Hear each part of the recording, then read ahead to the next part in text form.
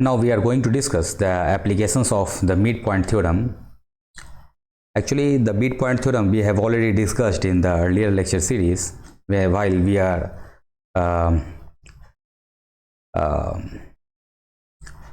now we'll try to solve the problems based upon the midpoint theorems. In a triangle, the segment joining midpoints of two sides is called the midline of the triangle. A triangle has three midlines. In a trapezium, the segments joining the midpoints of two legs is called the midline of the trapezium. The theorem 1, for any triangle ABC, if D and E are on AB and AC respectively, then DE is parallel to BC and DE equals 1 by 2 BC. If and only if DE are midpoints of AB and AC respectively. The theorem 2, for a trapezium ABCD with AB is parallel to CD, if EF are the midpoints of AD and BC respectively, then EF is parallel to AB is parallel to CD and EF equals 1 by 2 of the sum of AB and CD. Actually, if you will construct a diagram like for the trapezium ABCD and for the triangle ABC, and if you will plot the points like DE and EF accordingly, then you will clearly understand that the relations given in the display holds here. In geometry, these two theorems are often used since the endpoints of a midline are midpoints of sides. So many problems determining midpoints can be solved by using midlines.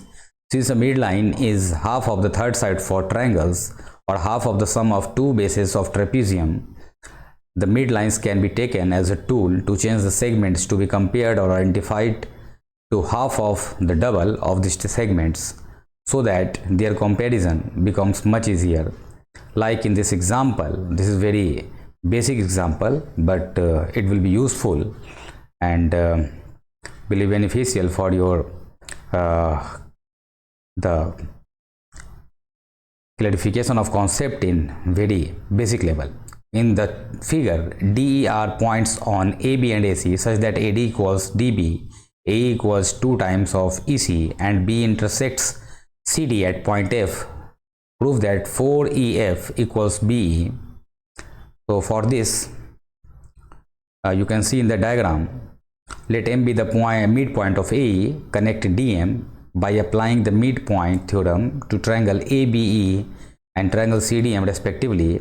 It follows that DM equals half of BE, EF equals half of DM, and it gives EF equals 1 by 4 BE, that is BE is equal to 4 times EF. Also, this is very important to understand that it is difficult to compare the lengths of EF and BE since they are on the same line. So here we can use a midline as a ruler to measure them. So finally, we have proved that BE equals 4 times EF.